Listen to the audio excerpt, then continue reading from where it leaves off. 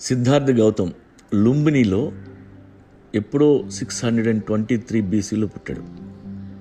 తర్వాత బుద్ధుడయ్యాడు. ఆయనతోనే బుద్ధిజం మొదలైంది. Buddhism is older than Hinduism and Christianity. బుద్ధుడు ఏం చెప్పాడంటే, ఏ దేవుడు లేడు, మన కోసం ఎవడూ రాడు, everybody can become a Buddha అని. అది మనకు నచ్చల, అందరికీ కోపాలు వచ్చాయి.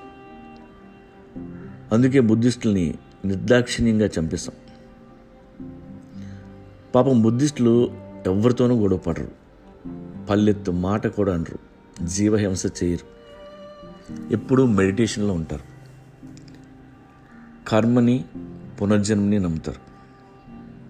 అలాంటి వాళ్ళను మనమే కర్రలతో కుట్టి చంపేశాం. దేశం వదిలి పారిపోయేలా తరిమి కొట్టాం. ఈ గొడవల్లో ఆత్మరక్షణ కోసం బుద్ధిస్టులు కనుగొన్నదే కరాటే. కరాటే అంటే ఎంప్టీ హ్యాండ్, చేతులే ఆయుధాలుగా సెల్ఫ్ డిఫెన్స్ ఆర్ట్. చనిపోగా మిగిలిన బుద్ధిస్టులు టిబెట్, థాయిలాండ్, చైనా పారిపోయారు. బోధిధర్మ అనే మాంక్ చైనాకి వెళ్ళి షావలిన్ మానిస్ట్రీలో కుంగ్ఫూ కనుగొన్నాడు. అలా బుద్ధుడు వేరే దేశాలకి దేవుడైపోయాడు. బూడా అని మొక్కుతుంటారు ప్రపంచం అంతా. మోర్ దెన్ 10,000 బుద్ధిస్ట్ మానిస్ట్రీస్ ఉన్నాయి. All over the world Buddhism practice చేస్తున్న మాంక్స్ ఎందరో ఉన్నారు. జీవితాంతం మాట్లాడడం మానేసిన బుద్ధిస్ట్ మాంకులు ఎందరో ఉన్నారు. బుద్ధిజం వరల్డ్లో 4th లార్జెస్ట్ రిలీజియన్. ఒక్క చైనాలోనే 250 మిలియన్ డివోటీస్ ఉన్నారు.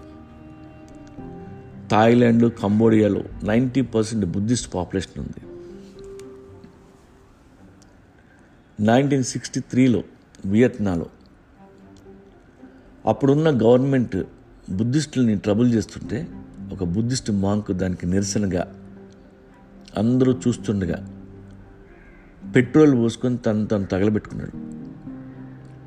మంటల్లో కాలిపోతున్న అతను అటు ఇటు పరిగెత్తలేదు, అరవలేదు, కనీసం అతని నోటి నుండి ఒక్క మాట కూడా రాలేదు.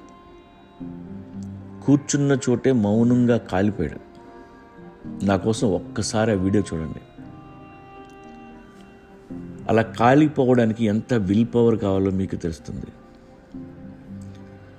యుద్ధం చేస్తూ చనిపోతే వీరమరణం అంటారు. యుద్ధం చేయకుండా వీరమరణం పొందిన మాంక్ అతను. యుద్ధం చేయలేక కాదు, యుద్ధం వద్దనుకొని. That's the power of Buddhism. Lama అంటే టీచర్ ఆఫ్ ధర్మ అని అర్థం. ఒక లామా చనిపోతూ తను మళ్ళీ ఎక్కడ పుట్టబోతున్నాడో చెప్పి చనిపోతారు. ఆ తర్వాత మాంక్స్ అందరూ కలిసి ఆ పుట్టబోయే బిడ్డ కోసం వెతుకుతారు. ఆ పిల్లాడిని తీసుకెళ్ళి లామాని చేస్తారు. ఇప్పుడున్న దలైలామాని గుర్తించడానికి వాళ్ళకి 4 ఏళ్ళు పట్టిందట. మనం బుద్ధుని వాడం, ఓన్లీ బుద్ధుడి బొమ్మలు వాడతాం. మసాజ్ పార్లర్లో, వాటర్ ఫౌంటైన్ పక్కన, హాల్లో టీవీ పక్కన బుడ్డ లాఫింగ్ బుద్ధాలను పెట్టుకుంటాం. ఎందుకు అని అడిగితే పీస్ కోసం అంటాం. సిగ్గు లజ్జ ఉండదు మనకి. పీసా? ఏ పాపం తెలియని బుద్ధిస్టులు తలలు నరికిన దేశం ఉంది.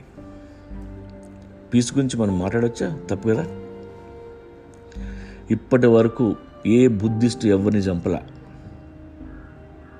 తలుచుకుంటే ఒక్కో షావలిన్ మాంకు ఒట్టి చేతులతో 100 మందిని చంపగలరు. కానీ వాళ్ళు ఎప్పుడూ అలా చేయలేదు. బట్ మనం ఎంతోమంది బుద్ధిస్టులను చంపాం.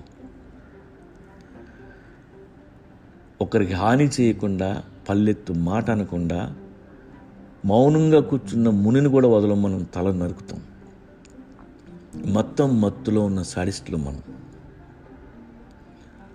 బుద్ధిస్టులు ఎలాగూ తిట్టరు, తప్పుడు మాట వాళ్ళ నోట్లోంచి రాదు. 2000 సంవత్సరాల తర్వాత కనీసం నన్నైనా మనస్ఫూర్తిగా తిట్టనివ్వండి. మాదత్ చూద్దాం.